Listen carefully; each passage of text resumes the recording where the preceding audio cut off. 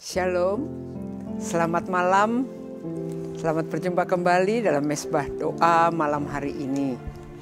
Bersyukur ya kita sudah bisa masuki bulan yang baru dan bersama-sama dengan Tuhan. Selalu ada hal yang indah. Ketika kita bersyukur ada jawaban besar dalam setiap pengucapan syukur yang kita lakukan.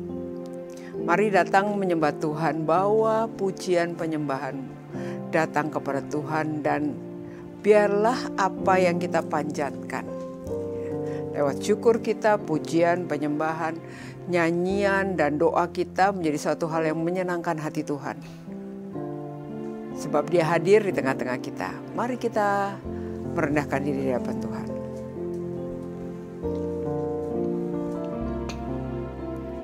Perlu Engkau Yesus, haus jiwaku menantikanmu. Ku percaya Kau penuh pengharapanku di dalam-Mu. Yesus, Yesus hanya Kau yang ku andalkan, melebihi siapapun juga. Yesus hanya Kau yang ku percaya, di setiap waktu tiada lain yang ku andalkan selain Kau, Yesus. Mari nyanyikan lagu ini sama-sama. Ku perlu Engkau Yesus, haus jiwaku menantikanmu. Ku percaya Kau penuh pengharapanku di dalam-Mu. Yesus hanya Kau yang ku andalkan, melebihi siapapun juga. Yesus hanya Kau yang ku percaya, di setiap waktu tiada lain yang ku andalkan selain Kau, Yesus. Nyanyikan sekali lagi, katakan, aku perlu Kau Yesus. Ku perlu Engkau Yesus, haus jiwaku menantikanmu. Ku percaya Kau penuh pengharapanku di dalam-Mu. Yesus hanya Kau yang ku andalkan, melebihi siapapun juga. Yesus hanya Kau yang ku percaya, di setiap waktu tiada lain yang ku andalkan selain Kau, Yesus.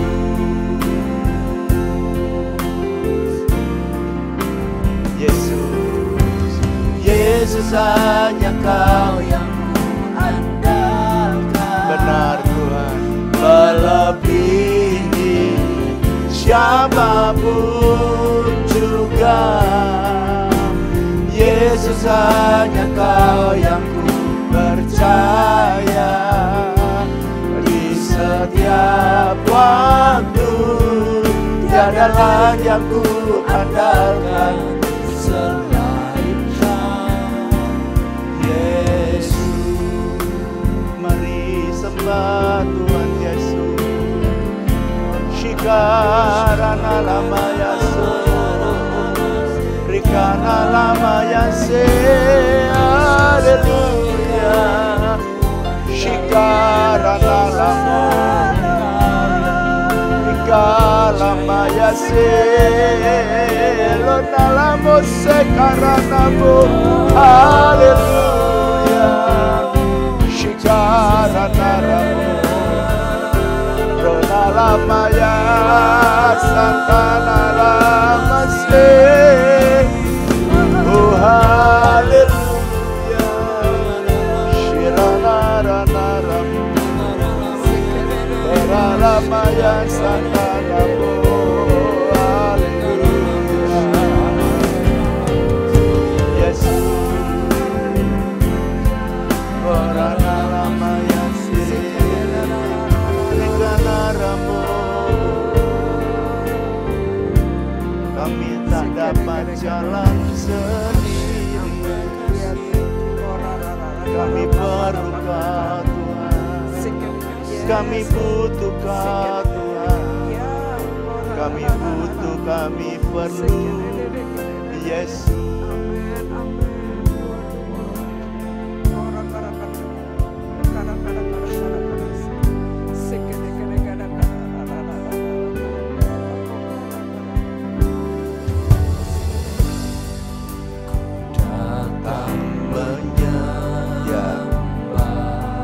Masuk hadirat-Mu, masuk hadirat-Mu.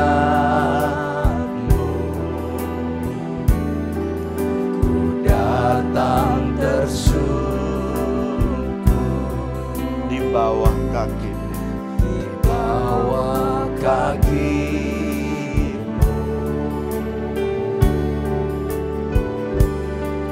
Sebab ku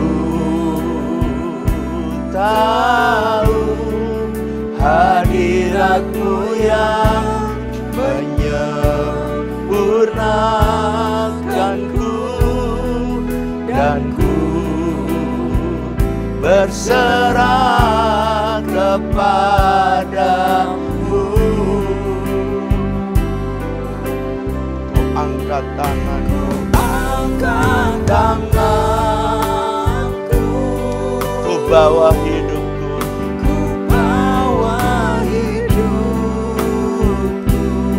sebab aku percaya, rancangan-Mu benar Tuhan, itu yang terbaik bagiku. Sekarang ku menaikkan syukur ini hanya bagi Yesusku. Kau yang layak Tuhan, terima segala pujian. Kami mengangkat tangan kami kepadamu, ku angkat tangan, ku bawa hidupku Tuhan, ku bawa hidupku.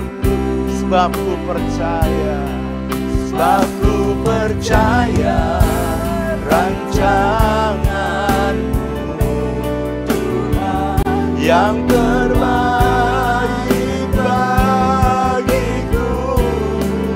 Sekarang ku menaikkan syukur hanya bagi Yesusku. Kau yang layak Tuhan, terima segala pujian. Kau yang layak, Kau yang layak Tuhan, terima segala pujian. Kau yang layak,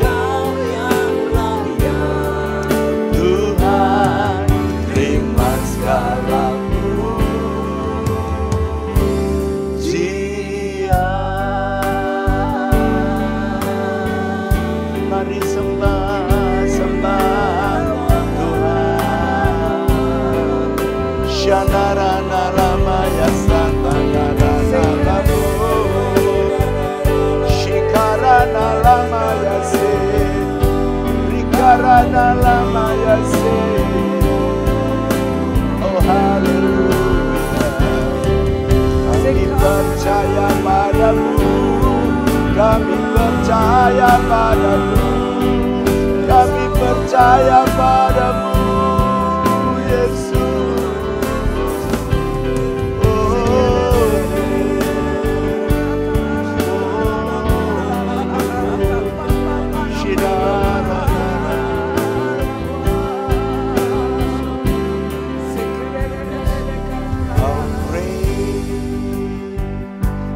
Our God, sing with me, how great, yes Lord, is our God. All we see, how great, how great, how great is our God. How great you are, how great is our God.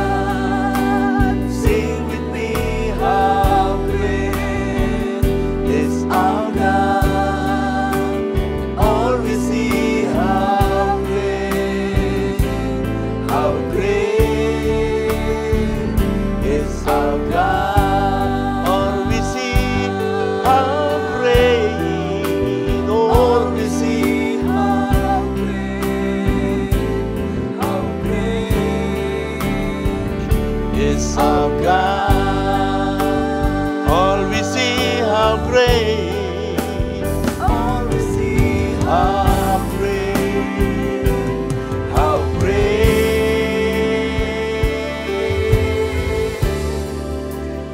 is our God. Amen. Yes Lord. Ya Tuhan. Sungguh Tuhan itu besar. Tuhan kami itu Tuhan yang besar. Tuhan kami itu Tuhan yang dahsyat. Tuhan kami itu Tuhan yang mulia. Kemuliaan, hormat, pujian hanya layak bagi Tuhan. Yes, Lord. Dipermuliakanlah namamu. Dipermuliakanlah namamu. Kalau tidak besar itu bukan Tuhan kami. Sebab kami tahu Tuhan yang besar. Engkau yang mulia, Engkau yang ajaib, Engkau yang kudus. Yang ada bersama-sama dengan umat-Mu yang sungguh-sungguh percaya kepada. Terima kasih Tuhan, terima kasih. Terima kasih Tuhan, terima kasih.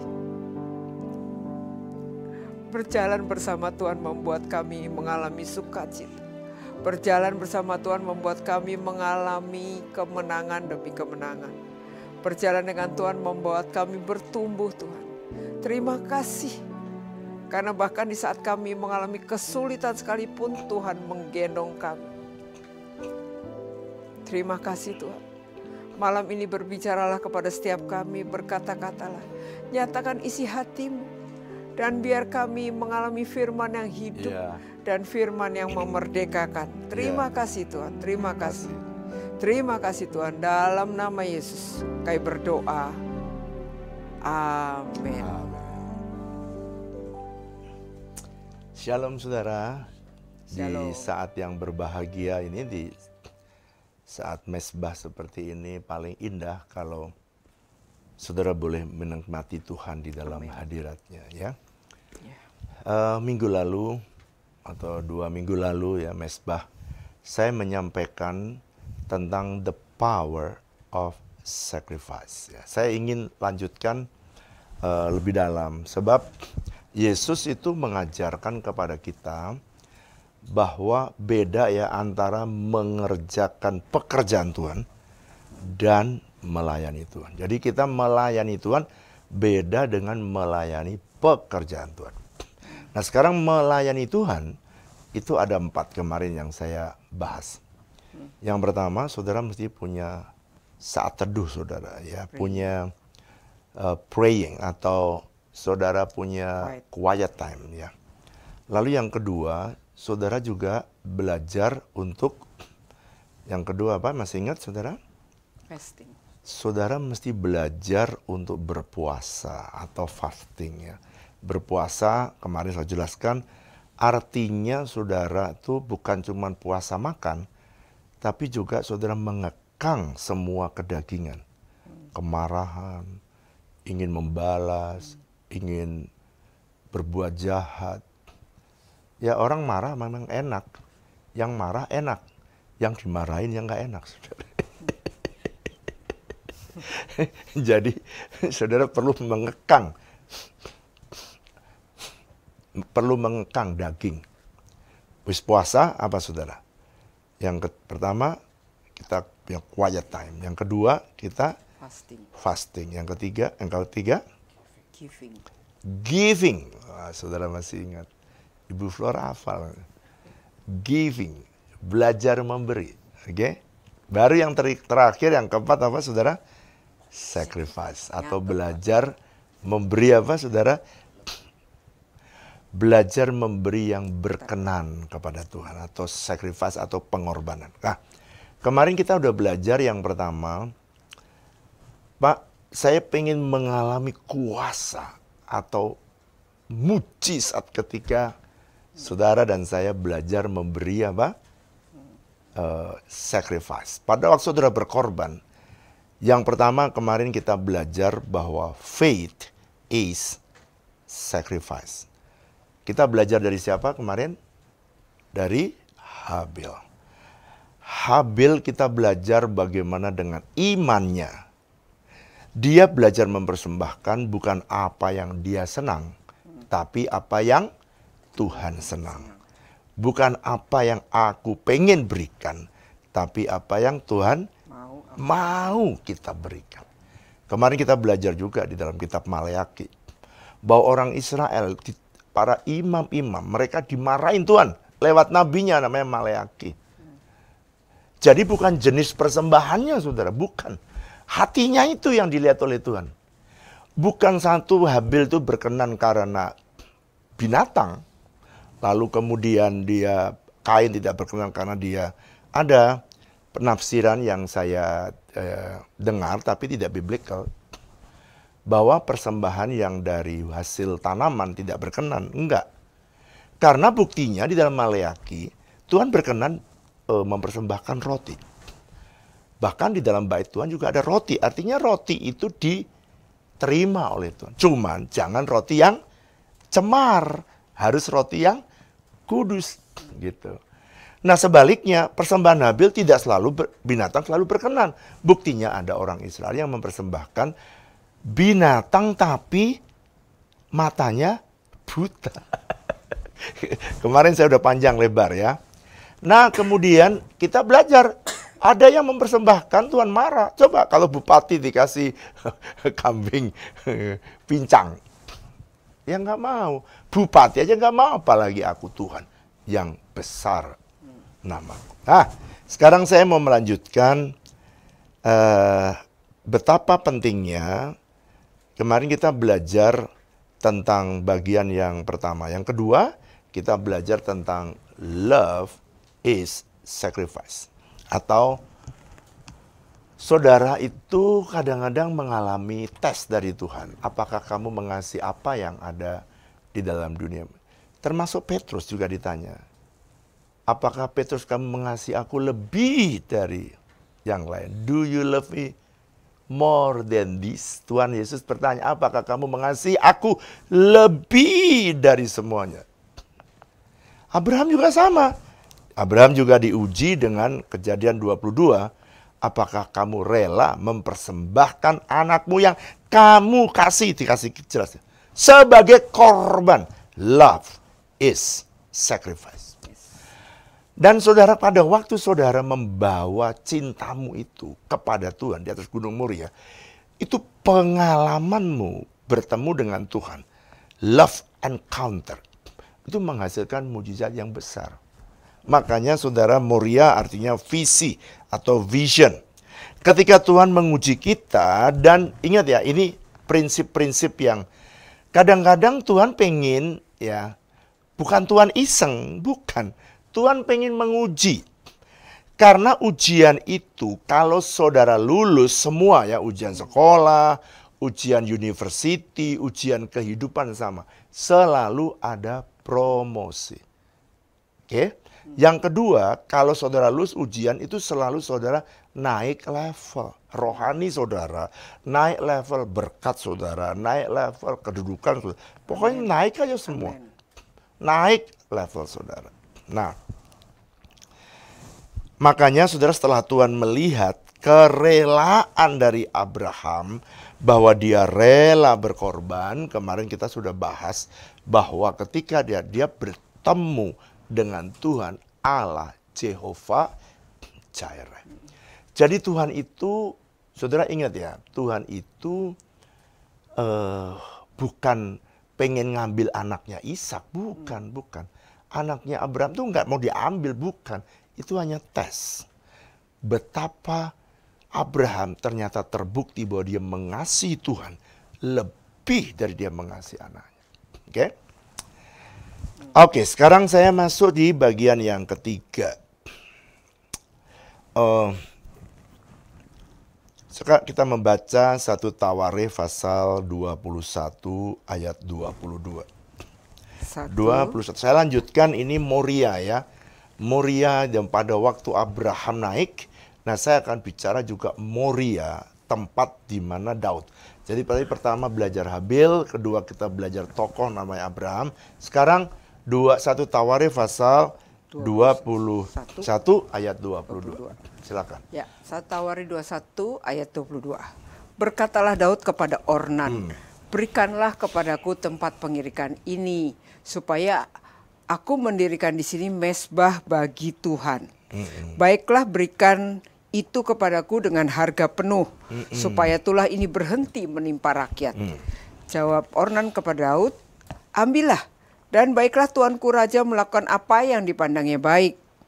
Lihatlah, aku berikan lembu ini untuk korban bakaran, dan eretan-eretan pengirik ini untuk kayu bakar, dan gandum untuk korban sajian. Semuanya itu kuberikan. Tetapi berkatalah Raja Daud kepada Ornan, bukan begitu, melainkan aku mau membelinya dengan harga penuh. Sebab aku tidak mau mengambil milikmu untuk Tuhan, dan tidak mau mempersembahkan korban bakaran dengan tidak membayar apa-apa. Stop, sampai sini. Perhatikan ya. Di Padang Arauna, di tempat itu ada kesalahan Daud. Kalau saudara pernah baca sebelumnya ya cerita ini, Daud menghitung jumlah orang Israel, lalu Tuhan marah. Ketika Tuhan marah, maka Tuhan mengajukan 3 pilihan kepada Daud.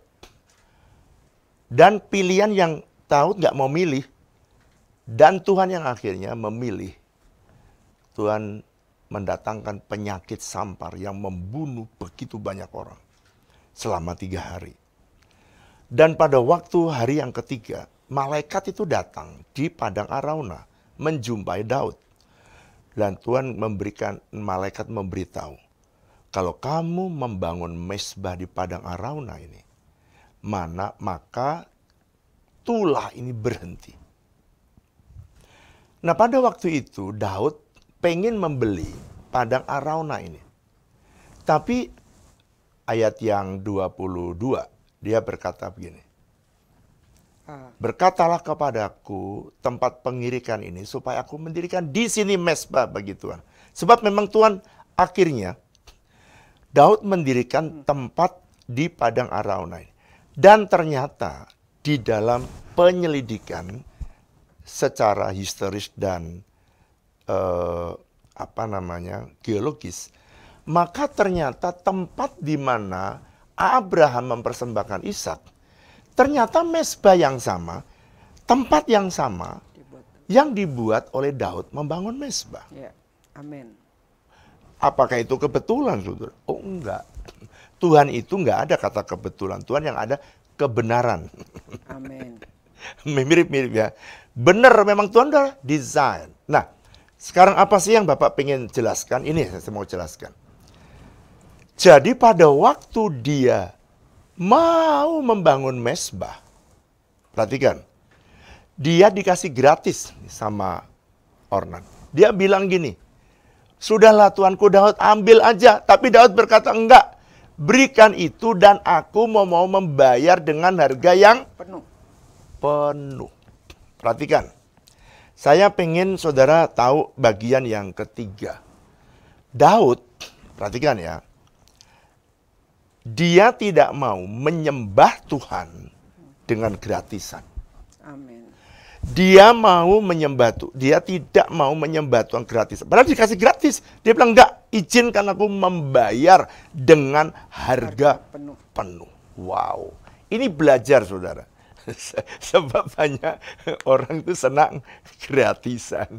Kalau Daud enggak, bayar penuh. Supaya dia punya pengalaman bahwa aku ketika aku menyembah Tuhan, itu ada sebuah sacrifice-ku. Amin. Wow. Ada orang yang menyembah sembiasan.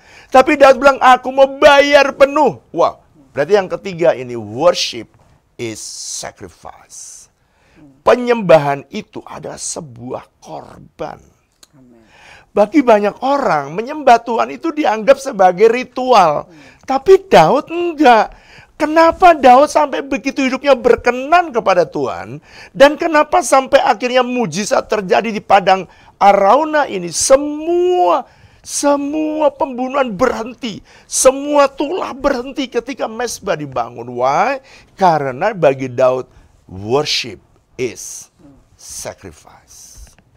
Jadi penyembahan bagi Daud bukan sekedar membuat mezbah ecek-ecek. Tapi membangun yang berkorban. Kita ya, mau tak tunjukin gimana dia tidak main-main menghargai sebuah mezbah. Saya mau tunjukkan kepada saudara.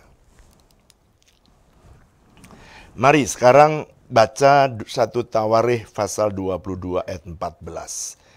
1 Tawarikh pasal 22 ayat lanjutnya ayat 14. Ayat yang ke-14. Demikian bunyi firman Tuhan. Sesungguhnya sekalipun dalam kesusahan. Garis bawahi dulu ya. Dalam kesusahan. Jadi Daud dalam kesusahan, dia itu mempersiapkan untuk dia bisa bikin mezbah, untuk dia menyembah Tuhan. Dia persiapkan apa? Aku telah menyediakan untuk rumah Tuhan itu 100.000 talenta emas. Stop dulu, Bu. Dan sejuta. Stop dulu, Bu. 100.000 talenta emas. Kau hitung ya. 100.000. 1 talenta 34 kilo. Oke? Hitung ya. 100.000 kali 34. Ibu Flora hitung tolong. Kali 1.000. Karena kalau 34 kilo kali 1.000. 1 gram sekarang anggaplah 1.900.000. Wah, dulu waktu kecil emas itu 100.000. Sekarang 1.900.000. Hampir 2 miliar sekarang. 1 gram emas. Gimana itu bisa terjadi? Coba hitung Bu Flora, Bu. 100.000 kalkulator Bu Flora bisa nggak ngitung ini ya? 100.000 kali 34 kali 1.000 kali 1.900.000.000. Berapa, Bu? Waduh. 6.460 triliun. 6.460 triliun. Itu kata Bu Flora ya. Nolnya 12 triliun. 12 triliun. Berarti 6.000 triliun. Wis. Coba jawab, chat jawab. Duit besar apa duit kecil? Chat ya, chat. Duit besar apa duit kecil? 6.000. Berapa, Bu? 6.460 triliun. 460 triliun. Ibu Flora aja kalkulatornya hampir habis. Itu baru emas. Garis bawah ya. Di dalam kesusahan Daud. Udah susah aja. Dalam keadaan susah. Kalau ini dalam keadaan bokek. Gitu. Cuman Alkitab itu kan bahasanya halus. Dalam keadaan aku bokek, aku siapkan 100.000 talenta emas. 1 juta. Terlanjut Bu ayatnya. Dan 1 juta talenta perak. Ya. Dan sangat banyak tembaga dan besi. Sehingga beratnya tidak tertimbang. Sampai tidak tertimbang. Kenapa? Saking banyaknya. Juga aku telah menyediakan kayu dan batu. Ya. Tetapi baiklah engkau menambahnya lagi. Ya. Jadi, kenapa kita belajar tokoh-tokoh yang hidupnya berkenan kepada Tuhan? Kalau saudara pelajari kupas pelan-pelan, ternyata Daud ini ya mirip-mirip dengan Abraham. Cuman saya mau soroti yang berbeda. Abraham, dia yang dites adalah kasihnya. Tapi ketika pada Daud, dia ingin menyembah Tuhan, bertemu dengan Tuhan, yang menghasilkan menghentikan semua tulah pada waktu itu. Dia harus bangun mezbah di tempat itu. Dia bilang, aku mesti bayar harga apa? Penuh. Lalu kemudian waktu dia pengen membangun bait yang disebut bait Salomo atau rumah Tuhan di situ, dia tidak diizinkan bangun karena tangannya berlumuran darah. Dan akhirnya Salomo yang membangun. Tapi ingat, Daud berkata, Salomo anakku masih muda, jadi harus aku siapkan sekarang. Persiapannya dalam kesusahan. Tadi 6.000 triliun itu baru emasnya. Belum talenta, 1.000.000 talenta perak. Saudara hitung sendirilah semua. Artinya apa? Artinya gini. Kenapa Daud mempersembahkan sebegitu mahal? Karena dia berpikir bahwa untuk menyembah Tuhan, aku harus berkorban. Worship is sacrifice. Kalau kamu penyembahan itu menjadi korban, lain saudara, lain. Impact-nya semua tulah bisa berhenti. Mujizat yang lain bisa terjadi. Karena apa? Di mezbah. Di mezbah itu saudara punya perjumpaan dengan Tuhan. Worship encounter. Saudara mengalami penyembahan, menikmati hadirat Tuhan, kehadiran Tuhan. Itu bagi Daud, wah itu sebuah korban yang sangat-sangat besar. Saya masih ingat pada waktu dulu Tuhan suruh membangun mezbah ini. Saya membangunnya pertama kali di ballroom yang ada di Mall Matahari. Kemudian Tuhan setelah 2 tahun, Tuhan tuh bicara kepada saya melalui Keluaran pasal 26 ayat 1 sampai 10. Tuhan bilang, kamu beli 12 ruko. Itu dari apa? 6 tangkap. Saya cerna di otak saya, di hati saya. Tuhan mau kalau Musa itu membangun dengan atap yang dijahit. Ini kayak jahitannya ruko-ruko. Belilah kamu 12 ruko. Saya waktu itu ya, saudara saya masih ingat. Wow, itu ketika saya berkata kepada jemaat, Tuhan mau kita membeli 12 ruko. Ada orang yang tanya kepada saya ketika saya salaman di pintu. Dulu saya salaman semua saudara di pintu. Saudara tahu apa yang terjadi? Tiba-tiba ada orang datang, Pak itu 12 ruko itu Bapak beli atau sewa Pak? Saya bilang Tuhan suruh beli. Pak, uangnya dari mana? Saya jawab dari Tuhan. Pendeta itu kalau saudara tanya dari mana, pasti jawabannya cuma satu, dari Tuhan. Karena dia nggak ngerti juga. Makanya jangan tanya pendeta. Pendeta itu cuma punyanya Tuhan. Lalu kemudian dia tanya, oh ya udah Pak, nggak apa-apa kau dari Tuhan mah. Bukan dari jemaat kan Pak? Langsung orangnya kabur. Orangnya kabur karena dia happy. Tapi saya pulang, Tuhan, kenapa sih kau membuat aku susah begini? Kenapa sih kau taruh aku beban yang berat ini? Tapi karena visi, sama seperti Abraham di Moria karena visi, Daud di Moria itu juga karena visi, dia rela mengorbankan segala-galanya. Dan saya perintahkan saudara mengambil 12 ruko sekarang. Semuanya memberi, saya masih ingat. Saya menabur, saya punya 2 mobil di kala itu. Saya mau 1 saya jual untuk berkorban membeli gedung gereja. Saudara, sebab ya itu yang saya punya, saya nggak punya, yang lain punyanya ya 2 yang berharga maksudnya ya. Ya, kecuali rumah ya, ada mobil. Nah, 1 saya pikir tak jual supaya bisa jadi contoh bagi jemaat. Saya pikir udah bagus.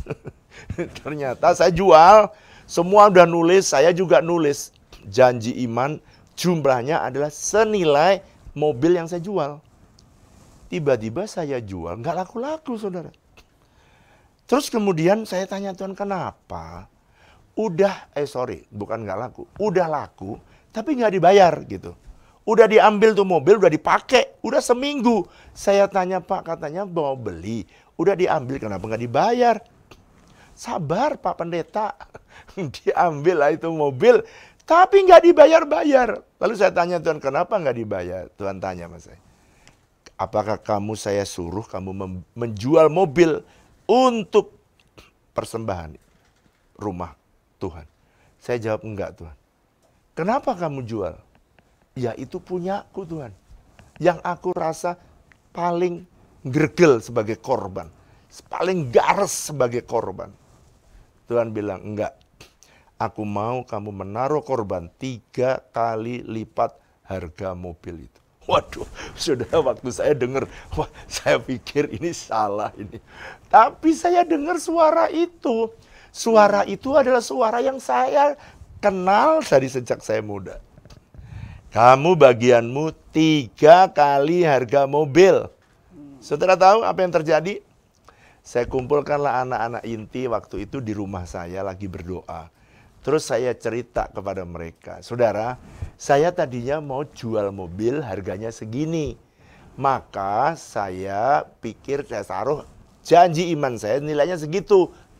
Karena Tuhan bilang dia nggak mau mobil saya tarik. Dan Tuhan bilang saya harus memberi 3 kali harga mobil. Terus dalam hati saya ini jualan kolor di mana Tuhan? Sehingga mendapatkan 3 kali harga mobil. Waktu saya tulis itu, saudara tahu, anak-anak saya semua tuh, dia udah nulis tuh harganya berapa. Lalu taburannya berapa. Dia udah tulis berapa janji imannya. Begitu lihat pendetanya, nulis 3 kali harga mobil.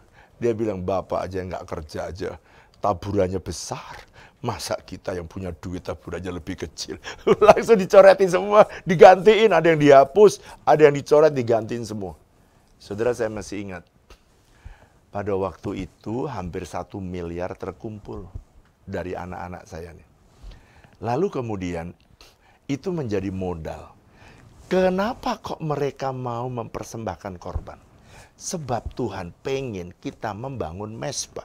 Jelas perkataannya. Bangunlah mezbah. Jadi setiap kita bangun mezbah, pasti itu adalah sebuah apa saudara? Korban.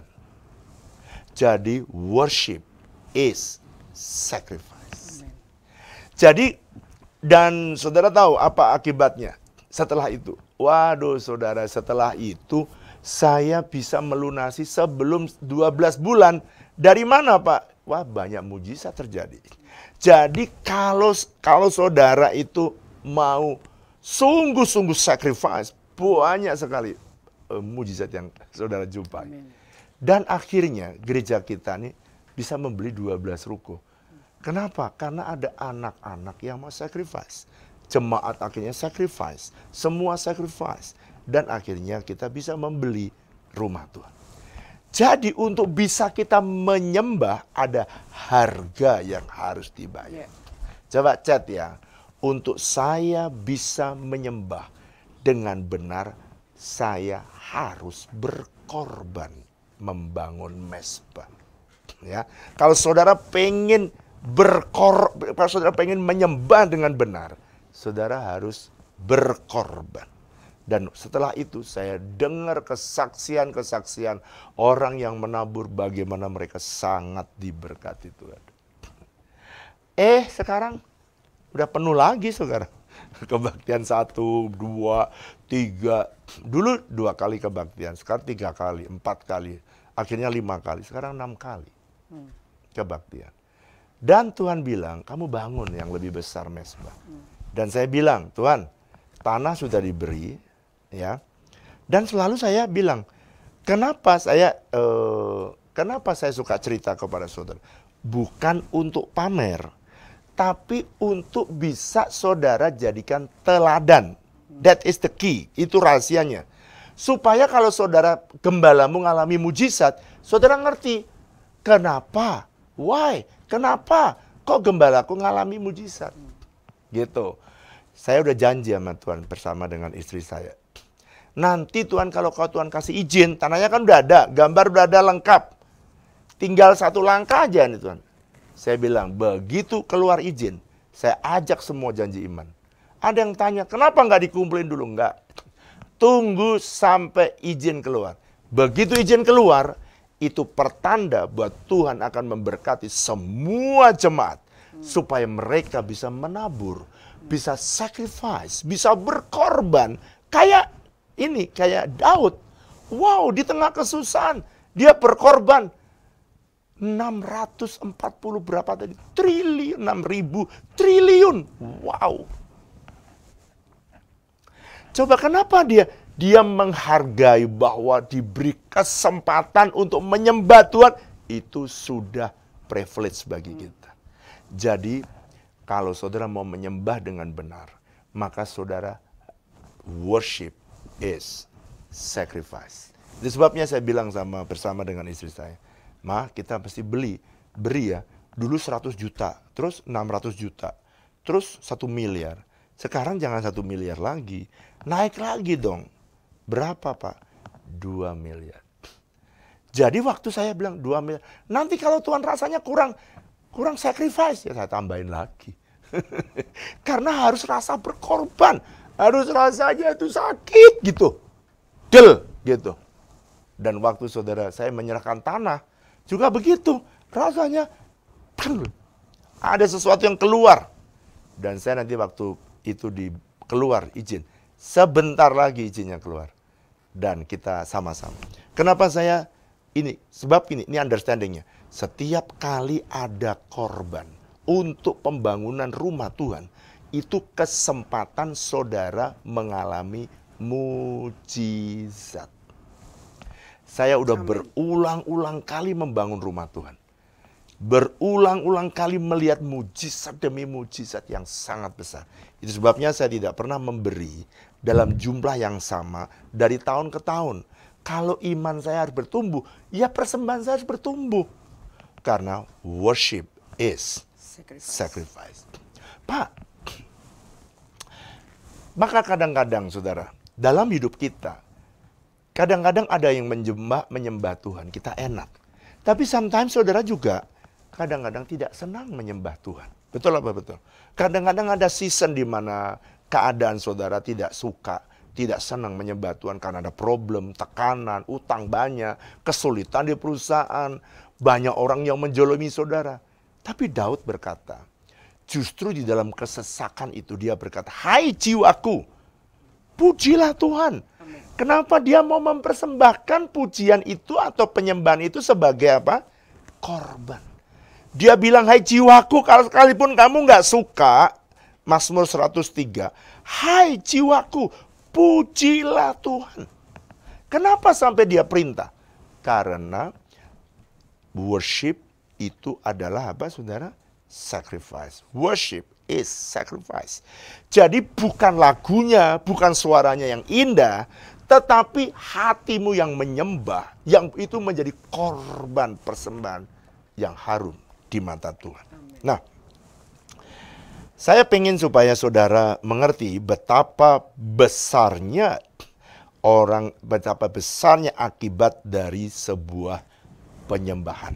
Dan kalau saudara sama seperti Abraham, seperti Habil ketika persembahannya diterima, sacrifice-nya diterima, maka terjadi mujizat-mujizat yang besar. Dan saudara tahu pembangunan Bait Salomo menjadi pembangunan yang termegah, terbesar, terhebat pada zamannya. Itu sebabnya, ingat ya, worship is apa saudara? sacrifice. Sekarang yang terakhir, yang keempat. Mari Ibu Flora membaca Lukas pasal 23. Lukas pasal 23 ayat mulai dari 33 terus kita baca. Lukas pasal yang 23. ke-23 Ya. ayat yang ke-33. Demikian bunyi firman Tuhan. Ketika mereka sampai di tempat yang bernama Tengkorak, mereka menyalibkan Yesus di situ dan juga kedua orang penjahat itu. Yang seorang di sebelah kanannya dan yang lain di sebelah kirinya. Iya. Yesus berkata, "Ya Bapa, ampunilah mereka, sebab mereka tidak tahu apa yang mereka perbuat." Dan mereka membuang undi untuk membagi pakaiannya. Orang banyak berdiri di situ dan melihat semuanya. Pemimpin-pemimpin mengejek dia. Katanya, orang lain ia selamatkan. Biarlah sekarang ia menyelamatkan dirinya sendiri. Ya. Jika ia adalah Mesias, orang yang dipilih Allah. Ya, stop ya. Sekarang kembali ke ayat yang ke-33. Perhatikan. Ketika mereka sampai di tempat yang bernama Tengkorak, mereka menyalibkan Yesus. Kenapa sih Yesus harus disalib? Karena, perhatikan ya, ini yang keempat. Salvation is sacrifice. Jadi untuk terjadinya keselamatan, itu adalah saudara dan saya harus berkorban. Siapa yang pertama kali mempersembahkan? Yesus. Untuk terjadinya keselamatan Yesus, dia naik di atas Bukit Tengkorak, dan dia bayar saudara dan saya seluruh dosa manusia. Di atas kayu salib dia bayar dengan nyawanya. Wow. Perhatikan ini ya. Kalau Abraham dia bawa anaknya. Lalu kemudian ini adalah gambaran dari Bapa mempersembahkan Yesus. Membawa Yesus ke atas gunung Golgota. Jadi tadi bayangan dalam perjanjian lama, sekarang ini adalah penggenapan bahwa apa korban yang sesungguhnya adalah Yesus, korban Yesus yang bisa menyelamatkan seluruh isi dunia. Sekarang, jadi kalau gitu Pak, kalau Yesus sudah memberi contoh kepada kita bahwa keselamatan itu ada sebuah pengorbanan, berarti saudara dan saya yang sudah menerima keselamatan, saudara juga harus berkorban. Apakah saya mesti harus mati di atas kayu salib lagi Pak, kayak orang di Filipina gitu? Wah, dia disalib terus kemudian dia teriak-teriak dan sekali salib lalu baru diangkat. Bukan. Itu karya Yesus sudah lebih dari cukup, more than enough. Lebih dari cukup. Jadi saudara dan saya sekarang apa? Saudara berilah kepada Tuhan korban waktumu, korban hidupmu, korban kesaksianmu. Kamu bersaksi kadang-kadang juga dimarahin orang, bukan? Itu korban. Dan dari korbanmu itulah yang menarik banyak orang datang kepada Tuhan. So that's why salvation is sacrifice. Saudara, ada orang yang bertanya kepada saya, Pak, ini orang karena nggak ngerti, kenapa kok saya mulai memberi makan sembako kepada orang-orang miskin yang datang ke gereja. Awalnya begini, saya suka dimarahin, baik pendeta maupun orang-orangnya. Banyak pendeta yang datang kepada saya, Bapak itu pemborosan. Karena dia tidak dapat visi. Ingat ya, Abraham juga dapat visi, Moria. Daud juga dapat visi melihat malaikat di padang Arauna. Saya juga dapat visi. Ketika lagi khotbah, saya nggak tahu tahun berapa ya. Tiba-tiba saya kebaktian waktu itu 2 kali. Kebaktian yang kedua, jam 10 ingat saya. Lalu kemudian tiba-tiba Tuhan bertanya, coba ya kamu melayani Tangerang. Kamu menikmati berkat orang Tangerang. Kamu minum air Tangerang, tanah dari Tangerang. Kamu menikmati berkat rumahmu juga di Tangerang. Coba saya tanya, berapa jumlah orang yang lahir di Tangerang, besar di Tangerang, dan kerja di Tangerang, dan sekarang ada di gereja ini. Wah, saya di tengah-tengah khotbah, saya bisa mendengar suara itu. Jadi di tengah-tengah saya lagi khotbah begini, tiba-tiba Tuhan tanya, karena suaranya bukan suara mulut saya, jadi saya bisa mendengar dengan roh saya. Lalu saya tanya, berapa banyak di sini orang Tangerang asli? Jangan yang lahir di sini, besar di sini, sekarang kebaktian di sini dan kerja di sini, Tangerang. Yang angkat tangan tidak lebih dari 1%. Jadi 0,05%. Jadi sedikit sekali dari 1.000 yang datang, kira-kira cuma 2 atau 3 orang yang angkat tangan. Dari sejak itu Tuhan berkata, kalau kamu pengen dipercayakan lebih, kata Tuhan, kamu harus jangkau berkati orang asli. Orang Tangerang asli. Lalu kemudian saya perintahkan kepada pengerja, coba kamu cari orang asli Tangerang ini apa sih? Lalu mereka datang. Karena ternyata wakil saya itu orang Tangerang asli, Cina Benteng. Jadi dia ngerti cerita tentang benteng ini, cerita tentang Cina Benteng ini. Lalu kemudian mereka datang kepada saya dan mereka lapor, Pak, namanya Cina Benteng. Jumlahnya cukup besar, ada 100.000. Lalu kemudian saya bilang nih, kamu jangkau mereka, tidak usah ngomong apa-apa tentang Yesus. Jangan kamu dikira kristenisasi. Kamu tolong mereka yang susah, kamu sekolahin mereka, carikan pekerjaan buat mereka yang tidak bekerja. Mereka jalanlah, anaknya disekolahin. Kita nyekolahin anak-anak mereka. Kita kasih otah, yang kebaktian kita kasih sembako. Kalau mereka sakit, mereka datang ke klinik, nggak bayar. Korban, dengarkan ini. Dulu setahun kita pergi keliling, cuma dapat 1 jiwa bertobat. Yang kita layani ribuan, bertobat cuma 1. 2 tahun kemudian bertobat lebih dari 2. Tapi tahun ketiga bisa 10. 10 orang karena gereja kita mampunya 10.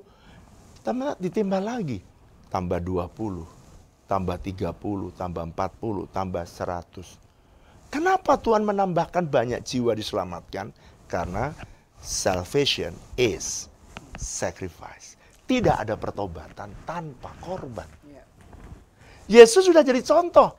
So that's why, saudara, kenapa saya menyuruh mereka, berilah mereka yang makan, buat mereka yang nggak mampu makan, buat mereka yang susah, kasih mereka makan. Sebab salvation is sacrifice. Kalau saudara pengen lihat keselamatan, saudara pengen lihat pertobatan, harus ada korban yang saudara bawa kepada Tuhan. Korban itu macam-macam. Ada orang sekarang jadi SGL untuk Cina-Cina Benteng ini. Kemarin saudara saya kaget sekali, ada 20 orang keder.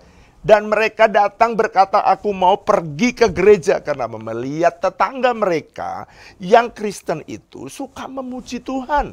Dan hanya karena itu aja, dan mereka 20 orang. Mereka pengen, lalu ditanya, kenapa sih kamu pergi ke gereja? Karena kamu lihat, dia bilang ini, karena saya lihat kamu kan sama-sama kayak kita. Tapi hidupmu sukacita. Di tengah persoalan kamu nyanyi, banyak memuji, nggak down gitu ya. Kamu nggak memble. Kenapa hidup kamu kece? Apa rahasianya? Dan mereka berkata, karena aku kenal dengan Tuhan Yesus. Makanya berbondong-bondonglah saudara. Datang orang, datang kebaktian. So that's why salvation is sacrifice. Jadi kalau ada orang, saudara tidak ada pertobatan. Mungkin kalau ada suamimu belum bertobat. Coba saudara doa, spend waktu doakan suamimu. Mungkin anakmu ada yang belum bertobat. Coba ambil waktu, serius. Saya juga punya kakak, masih tinggal satu yang belum bertobat. Kalau dia perlu duit, saya kasih tahu sama istri saya, kasih. Kalau minta duit untuk berobat, kasih. Minta duit untuk jualan, usaha, kasih. Kenapa? Sacrifice. Kenapa harus berkorban? Karena salvation is sacrifice. Kalau saudara pengen lihat pertobatan anakmu, bayar harga. Doa kalau malam, tumpangi tangan anakmu. Dan supaya anakmu bertobat. Dan Kita berdoa untuk kakak ini, kakak saya nih, Ibu Flora itu yang paling rajin berdoa. Doain kakaknya supaya bertobat. Padahal itu kakak saya, saudara. Tapi kita berkorban, yang kasih duit juga Bu Flora. Karena kalau dia WA saya, jarang dibaca, saudara. Karena lama kan, aku kadang-kadang seharian nggak saya buka. Kalau Bu Flora langsung dikirim duitnya, saudara. Kalau saya masih 2 kali baca, minta Bu Flora, baru kirim, saudara. Kalau Bu Flora langsung kirim. Ingat ya, jadi yang pertama, perhatikan yang pertama. Tidak ada tidak ada keselamatan, pertobatan tanpa korban. Oleh karena itu, bagian yang keempat, yang terakhir. Ini caranya kita melayani Tuhan. Bukan melayani pekerjaan Tuhan ya, melayani Tuhan. Kalau saudara melakukan untuk orang yang hina, miskin, telantar, orang sakit dalam penjara, orang asing, kamu melakukannya untuk Yesus. Makanya ini bagian sacrifice, ada bagian kita melayani Tuhan. Mari kita naikkan pujian tadi, ku datang menyembah. Nanti Ibu Flora akan berdoa untuk pokok-pokok doa yang datang.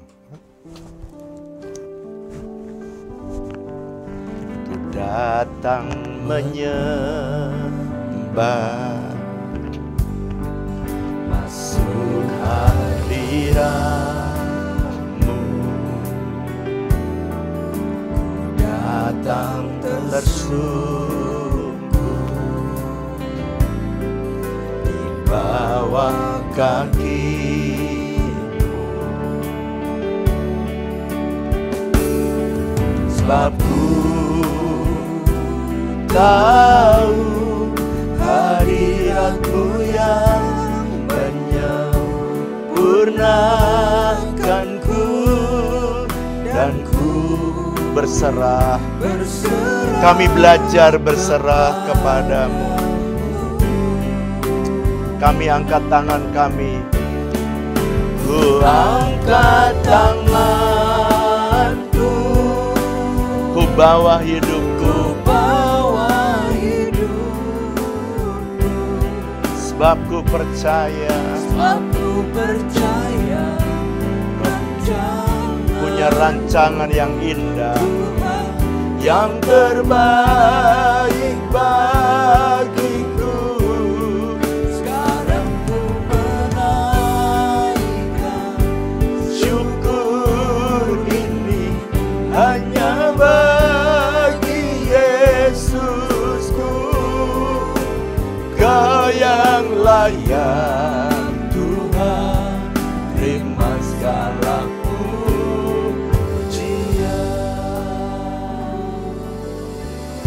Mari kita satu dalam doa, kita bawa pokok-pokok doa yang disampaikan.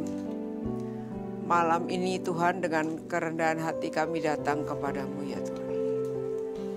Kami bersyukur bahwa lewat kebenaran firman-Mu kami belajar bahwa Tuhan selalu ingin mengajak kami untuk bersama-sama. Tuhan ingin membawa kami melayani Tuhan.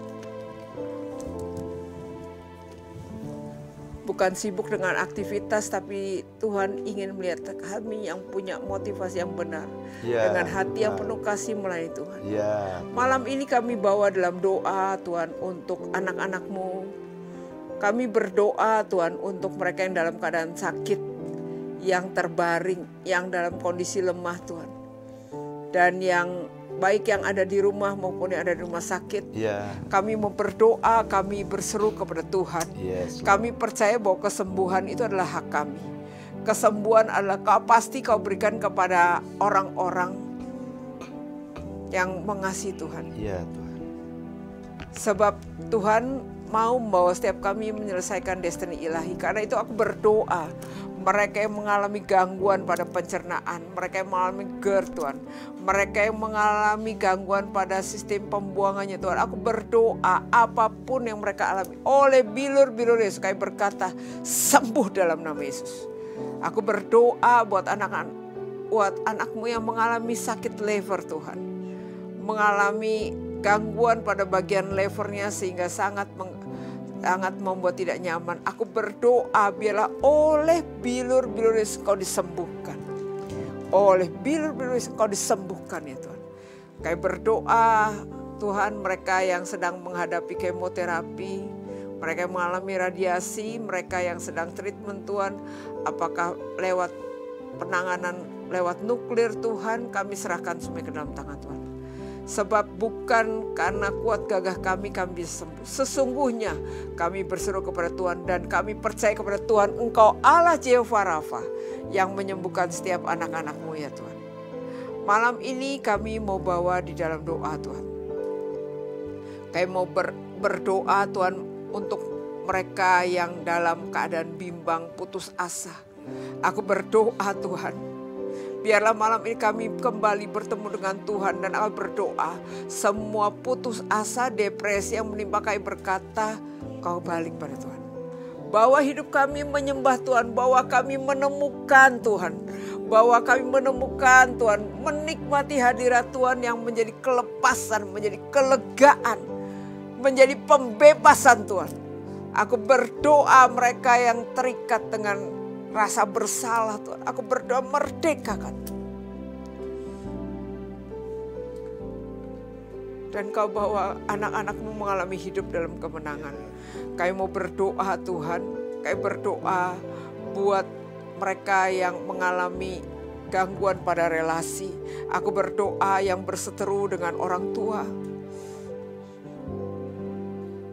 dengan anak, anak dengan orang tua, kakak beradik Tuhan. Aku berdoa mereka yang mengalami sakit pada relasinya. Malam ini kami datang kepadamu. Kami rindu supaya keselamatan yang Kau berikan dalam hidup kami tidak menjadi sia-sia. Ajari kami mengampuni Tuhan, sebab Tuhan sudah mengampuni kami lebih dahulu ketika kami masih berdosa.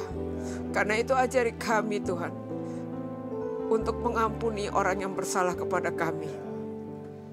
Supaya kami malam ini anak-anak-Mu yang menyimpan kesalahan orang lain malam ini mengalami kemerdekaan. Malam ini mengalami kelepasan dan pembebasan. Terima kasih Tuhan. Terima kasih. Kami berdoa Engkau memberkati usaha pekerjaan anak-anak-Mu.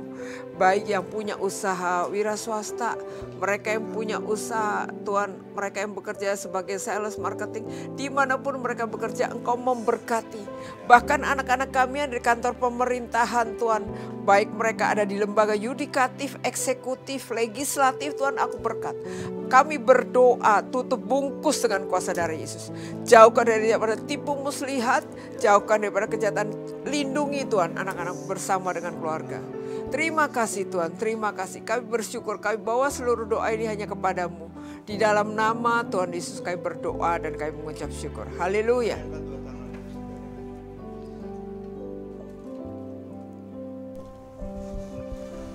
Dan biarlah terimalah berkat Tuhan. Biarlah berkat kasih karunia dan damai sejahtera yang berlimpah-limpah dari Allah Bapa, kasih dan cinta dari Tuhan Yesus, persekutuan yang manis dengan Allah Roh Kudus, kiranya menyertai Bapak Ibu Saudara sekalian mulai hari ini bahkan sampai selama-lamanya. Yang percaya sama-sama katakan amin. Sampai jumpa di mesbah berikutnya. Tuhan Yesus memberkati.